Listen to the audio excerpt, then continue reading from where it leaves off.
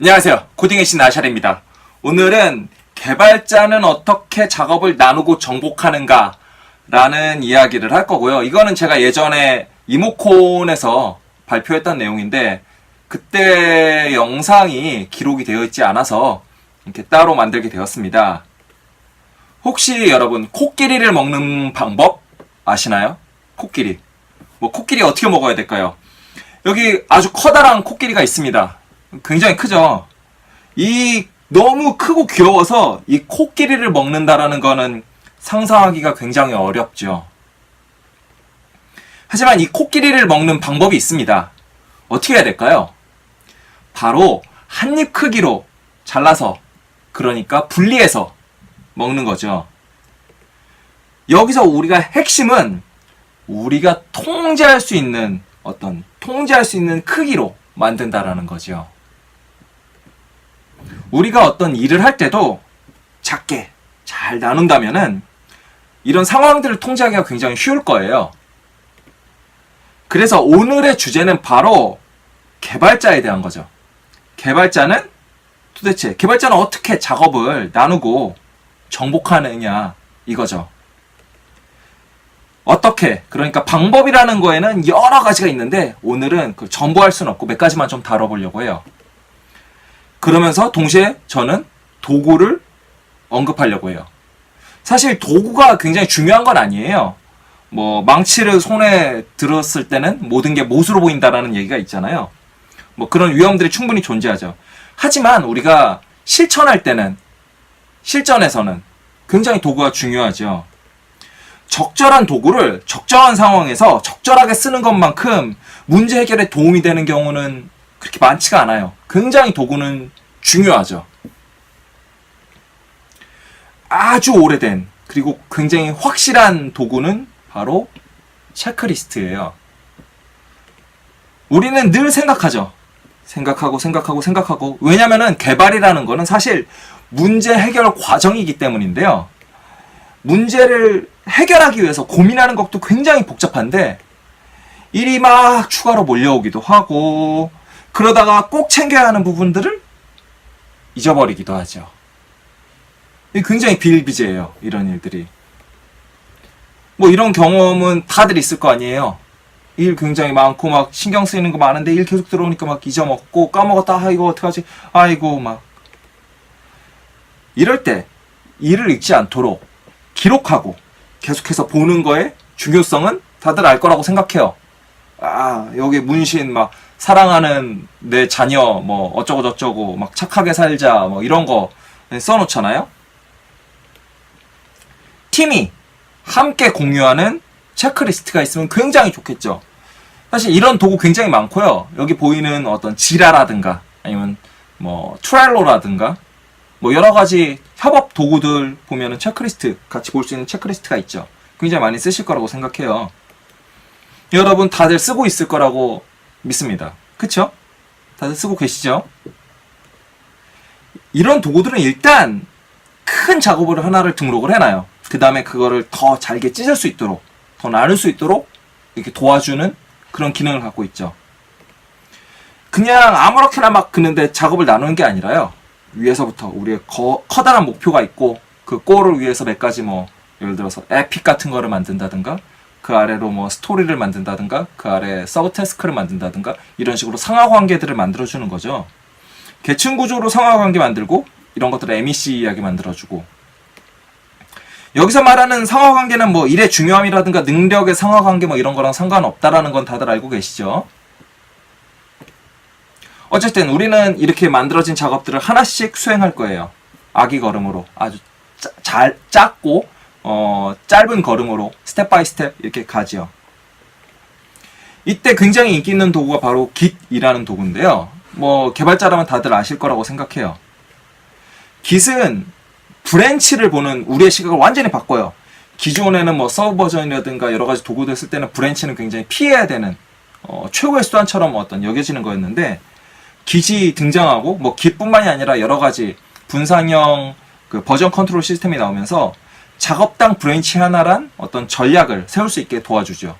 특히 브랜치 안에서는 커밋을 얼마든지 바꿀 수 있기 때문에 커밋을 바라보는 시각까지도 바꾸는데요. 어쨌든 작업단 브랜치 하나란 새로운 전략을 우리에게 선사하게 되었죠. 그러면은 각각의 브랜치를 도대체 왜 쓰냐? 커밋 여러 개 해도 마찬가지 아니냐? 격리된 여러 브랜치를 바꿔가면서 일할 수 있다는 것은 우리가 작업을 병렬로 진행할 수 있도록 도와준다라는 걸 의미하고요. 우리가 작업을 병렬로 진행할 수 있도록 나눠야 한다라는 걸 의미해요.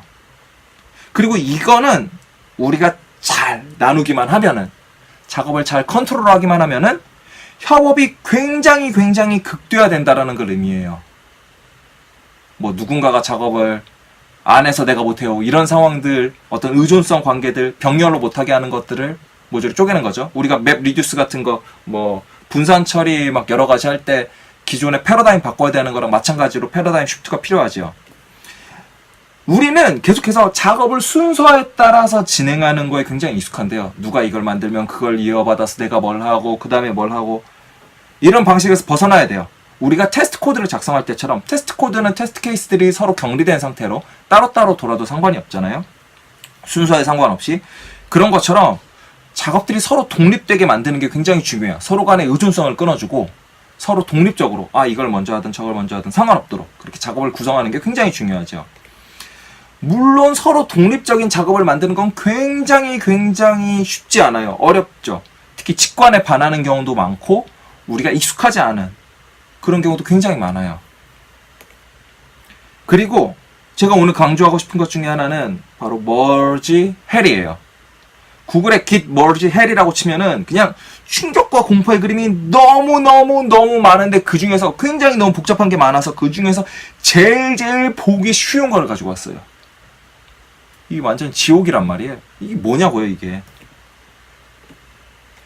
개발을 한다는 거는 우리가 기존 소프트웨어의 변화를 더하는 것을 의미해요. 어떤 변화가 일어났는지를 그리고 추적하는 거는 협업에서 굉장히 중요한데요. 아까처럼 이런 식으로 엉켜 있으면은 뭐 이거는 추적하는 게 거의 불가능해요. 그냥 미로 속을 헤매는 거죠. 방금 전에 무슨 변화가 일어났고 그 변화가 얼마나 사소한 거를 우리에게 알려주고 있고를 알아야 되는데, 저거는 모르겠어요. 뭐가 뭔지. 몇 가지 해결안이 있는데 저는 오늘 리베이스를 말씀드리고 싶어요. 이거 굉장히 단순해요. 그림을 보시면 아시겠지만요. 우리가 브랜치를 따죠. 브랜치를 만들면은 브랜치의 어떤 베이스가 되는 곳이 있어요. 이거를 바로 최근에 만들어진 브랜치처럼 바꿔주는 거예요.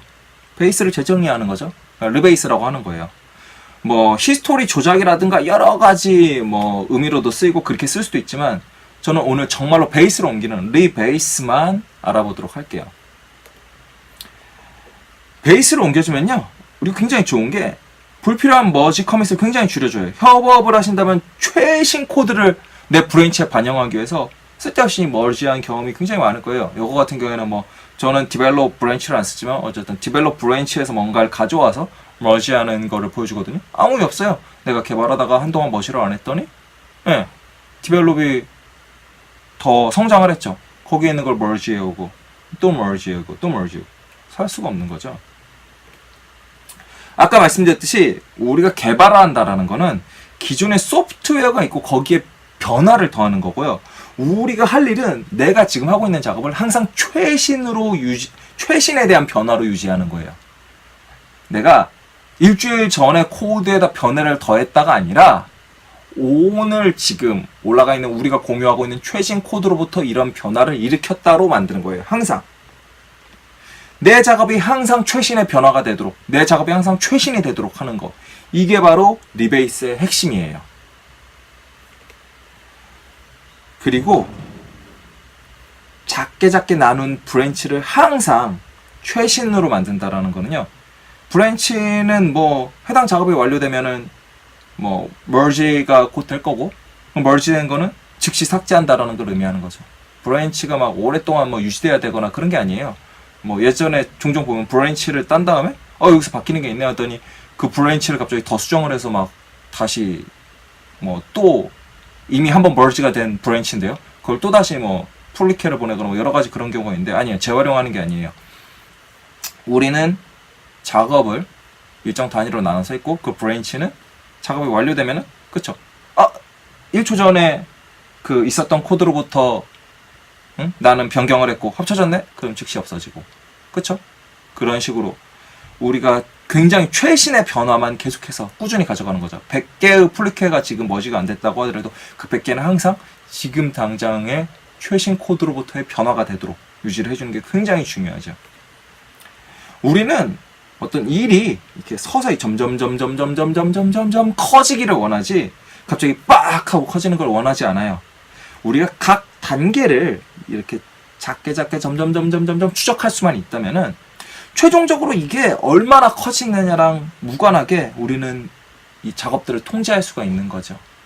커다란 작업 하나가 아니라 여기 보면 몇 개인지 모르겠지만 뭐 하나 둘셋넷 어쨌든 10개라고 치면은 10개의 작은 변화들의 모음으로 보면 훨씬 더 우리가 변화들을 통제할 수 있고 훨씬 더 이를 파악하기 좋죠.